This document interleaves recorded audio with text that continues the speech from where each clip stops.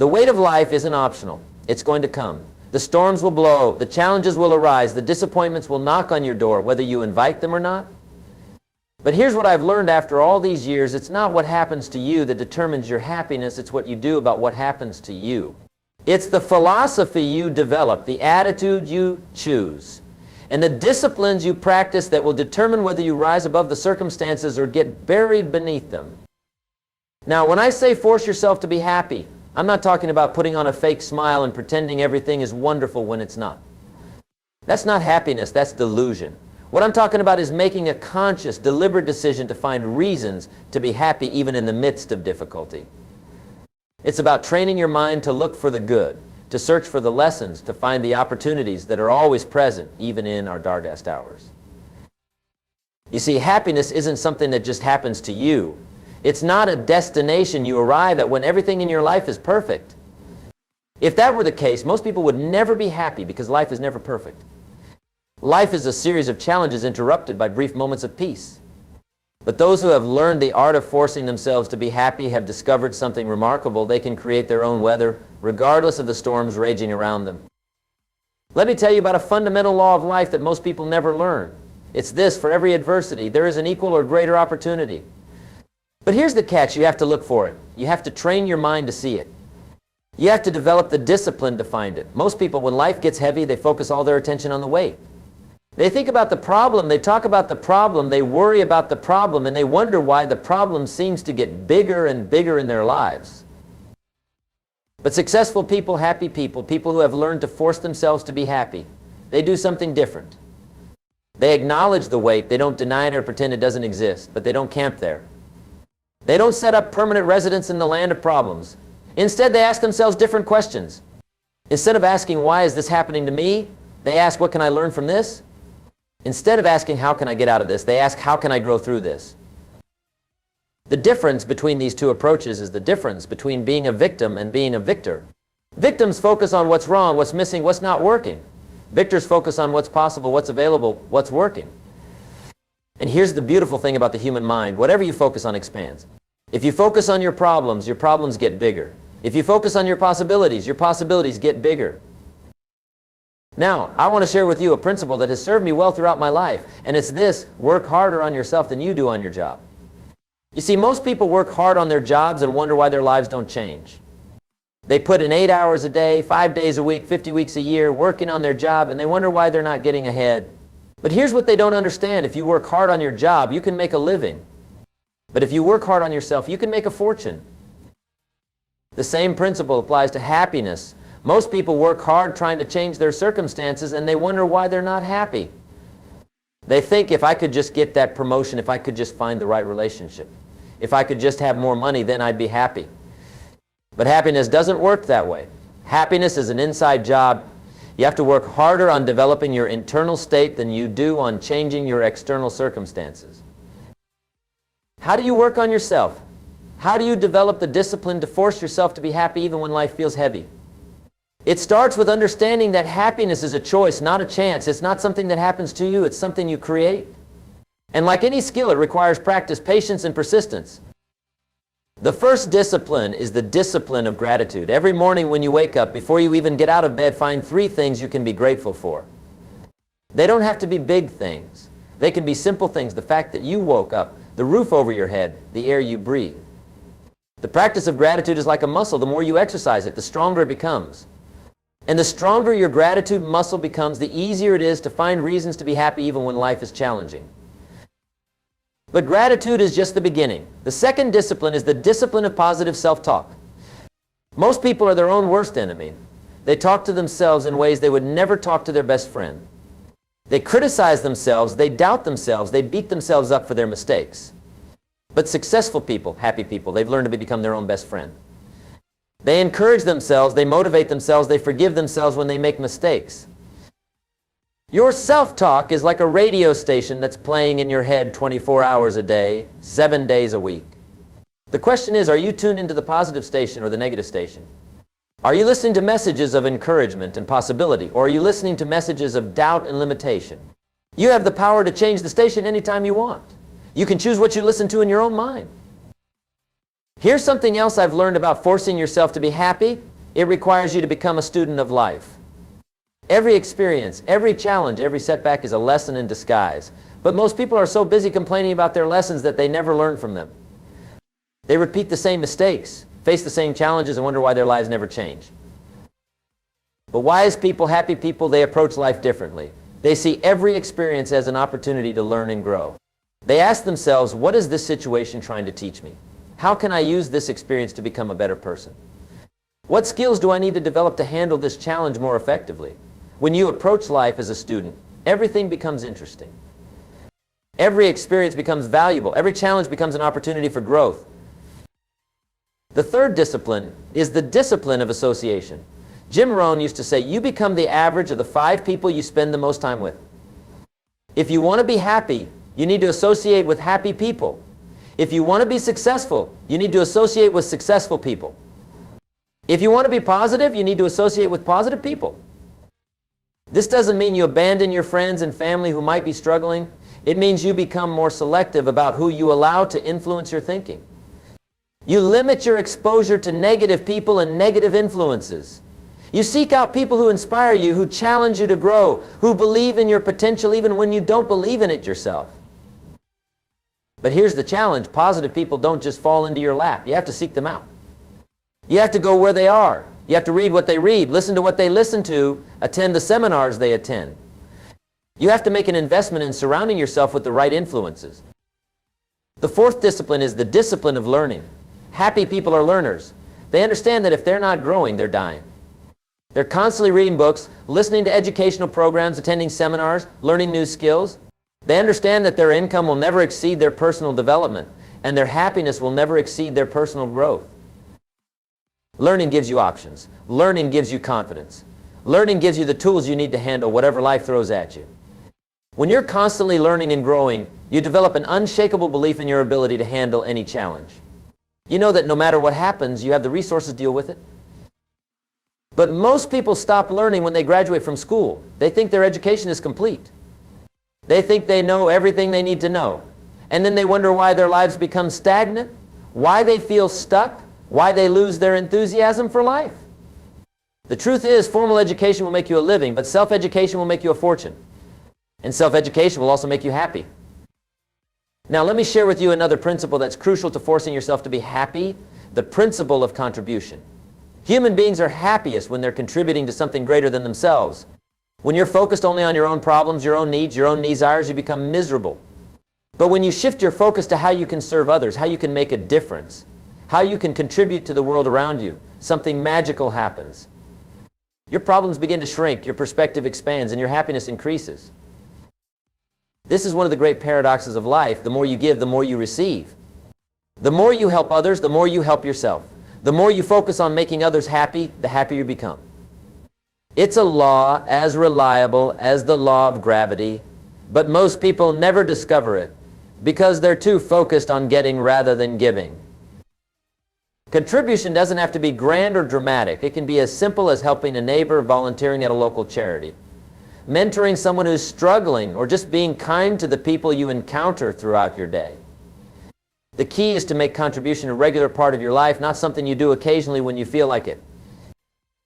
The fifth discipline is the discipline of physical health. Your body and your mind are connected in ways that science is only beginning to understand. When your body feels good, your mind feels good. When your body is strong, your mind is strong. When your body is healthy, your mind is happy. Most people neglect their physical health and then wonder why they feel depressed, anxious, or unhappy. They eat junk food, they don't exercise, they don't get enough sleep, and they don't understand why they feel terrible. But your body is the vehicle that carries you through life. If you want to be happy, you need to take care of your vehicle. This doesn't mean you have to become a fitness fanatic or eat a perfect diet. It means you make reasonable choices about what you put into your body and how you move your body. It means you get enough sleep, you drink enough water, you eat nutritious foods most of the time, and you get some form of exercise regularly. These simple disciplines will have a profound impact on your mood, your energy, and your overall happiness. The sixth discipline is the discipline of goal setting. Happy people have something to look forward to. They have dreams, they have plans, they have goals that excite them and pull them forward. Unhappy people have nothing to look forward to. They live day to day without any sense of purpose or direction. Goals give your life meaning and direction. They give you something to work toward, something to strive for, something to achieve. But here's the key: your goals must be your goals, not someone else's goals for you. They must be based on your values, your interests, your passions. They must be goals that inspire you and motivate you, not goals that you think you should have because that's what others expect of you. When you have compelling goals, it's easier to force yourself to be happy because you have something to be excited about. You have a reason to get up in the morning. You have a purpose that's bigger than your problems. Your goals become a magnet that pulls you forward even when life feels heavy. But goal setting is not just about the destination, it's about who you become in the process of pursuing your goals. Every goal you set requires you to grow, to develop new skills, to overcome obstacles, to push through challenges. The person you become in pursuit of your goals is often more valuable than the goals themselves. The seventh discipline is the discipline of celebration. Happy people celebrate their victories no matter how small. They acknowledge their progress, they appreciate their growth, they recognize their achievements. Unhappy people focus on what's still wrong, what's still missing, what they still haven't accomplished. Celebration is not about being prideful or arrogant. It's about acknowledging the good things in your life, recognizing your progress, and appreciating how far you've come. It's about finding reasons to be happy right now, not waiting until everything is perfect. Most people are so focused on the next goal, the next achievement, the next milestone that they never stop to appreciate what they've already accomplished. They're always looking ahead, never looking around, but happiness is found in the present moment, in the appreciation of what is, not in the anticipation of what might be. Now, I want to address something that might be bothering some of you. You might be thinking, Jim, this all sounds good in theory, but you don't understand my situation. My problems are real. My pain is real. My struggles are real. And you're absolutely right. Your problems are real. But here's what I want you to understand. Your problems are not permanent unless you make them permanent. Every problem has a lifespan. Every challenge has an expiration date. Every setback has the potential to become a comeback. But you have to believe it's possible. You have to work toward the solution. You have to maintain hope even when things look hopeless. I'm not suggesting you ignore your problems or pretend they don't exist. I'm suggesting you don't let your problems become your identity. I'm suggesting you don't let your current circumstances determine your future possibilities. I'm suggesting you maintain the belief that things can get better and then work to make them better. The discipline of forcing yourself to be happy is not about denying reality. It's about choosing your response to reality. It's about deciding that you're going to find a way to be happy despite your circumstances, not because of them. It's about understanding that your happiness is too important to leave to chance, too valuable to depend on external conditions, too precious to let others control. Here's another principle that's essential to understand. You can't control what happens to you, but you can control what happens in you. External circumstances are largely beyond your control. The economy, other people's actions, natural disasters, accidents, illnesses, these things happen whether you want them to or not. But your internal response to these external events is completely under your control. You can choose to respond with anger or with understanding. You can choose to respond with fear or with faith. You can choose to respond with bitterness or with gratitude. You can choose to respond with despair or with hope. These choices, these responses, these internal decisions are what determine your happiness, not the external circumstances themselves. The most successful people in the world, the happiest people in the world, have learned this fundamental truth. They focus their energy on what they can control, and they don't waste energy on what they can't control. They control their thoughts, their emotions, their actions, their responses, their attitudes, their efforts, their decisions. Everything else is secondary. When you fully embrace this principle, it's incredibly liberating. You stop being a victim of circumstances and start being the creator of your experience. You stop waiting for things to get better and start making things better. You stop hoping for happiness and start creating happiness. The eighth discipline is the discipline of patience. Forcing yourself to be happy is not a one-time decision. It's a daily practice. It's not something you do once and then you're done. It's something you do every day for the rest of your life. And like any skill, it takes time to develop. You don't become a master pianist overnight, and you don't become a master of happiness overnight. There will be days when it's easier than others. There will be days when you feel like you're making progress, and there will be days when you feel like you're going backward. There will be times when the disciplines feel natural, and there will be times when they feel forced. This is all part of the process. This is all part of the journey. The key is to be patient with yourself. Don't expect perfection. Don't expect immediate results. Don't expect every day to be better than the day before. Expect ups and downs. Expect setbacks. Expect challenges, but also expect growth. Expect progress. Expect improvement over time. Remember, you're not trying to become happy for a day or a week or a month. You're trying to build a life of happiness. You're trying to develop a character that can find joy in any circumstance. You're trying to create a mindset that can discover opportunity in every challenge. This is a lifelong journey, not a short-term project. The ninth discipline is the discipline of faith. I'm not necessarily talking about religious faith, although that can certainly be part of it. I'm talking about faith in yourself, faith in your ability to overcome challenges, faith in your capacity to grow and learn and improve, faith that things can get better, faith that your best days are ahead of you, not behind you.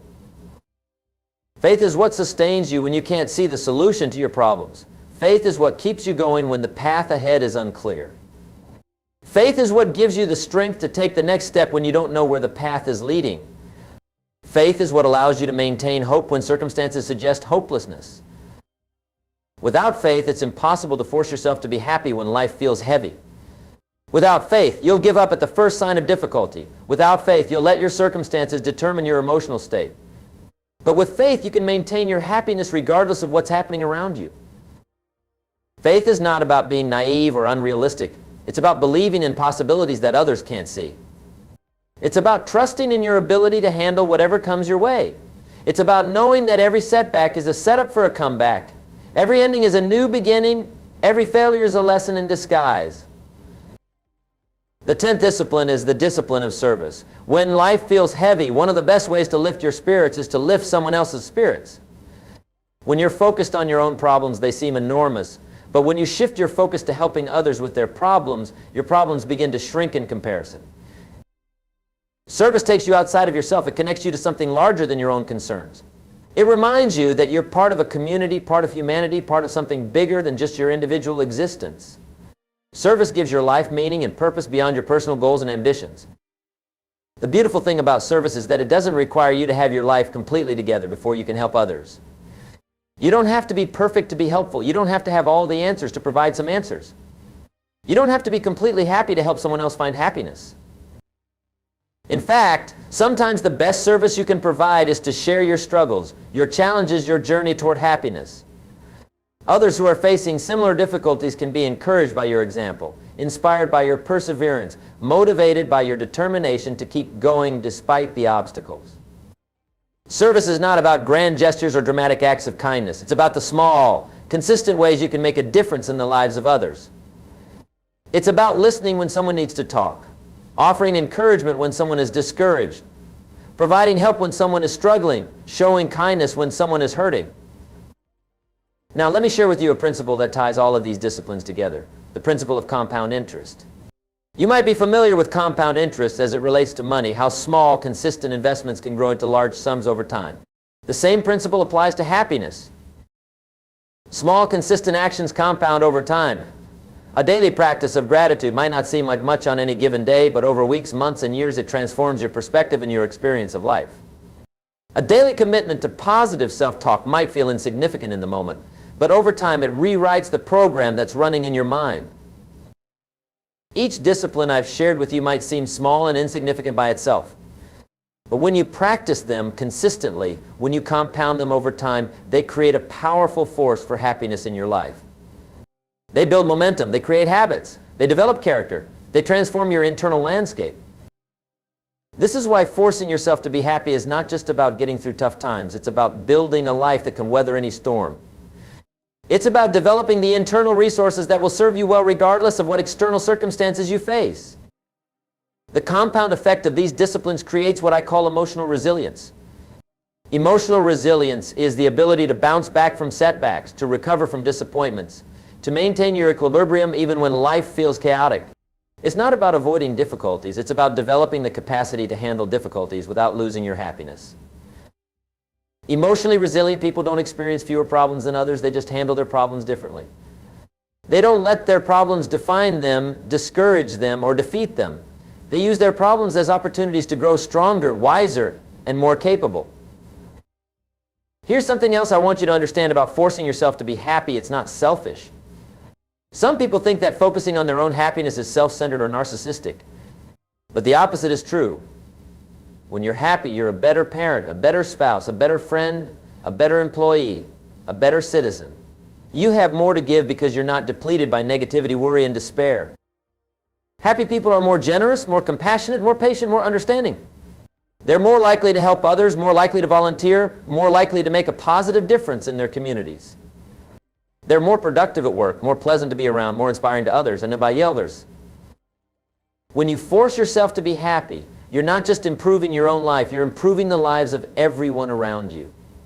You become a source of positive energy in a world that desperately needs positive energy. You become a beacon of hope for others who are struggling. You become proof that it's possible to maintain happiness even when life feels heavy. This is one of the most beautiful aspects of forcing yourself to be happy. It's contagious. When others see you maintaining your joy despite your challenges, they begin to believe that they can do the same. When they see you finding reasons to be grateful in difficult circumstances, they begin to look for their own reasons to be grateful. When they see you choosing hope over despair, they begin to choose hope as well. You have more influence than you realize. Your attitude, your approach to life, your response to challenges, all of these things affect the people around you in ways you may never know. By forcing yourself to be happy, you're not just changing your own life, you're potentially changing the lives of countless others. But here's the key: you can't give what you don't have. You can't inspire others to be happy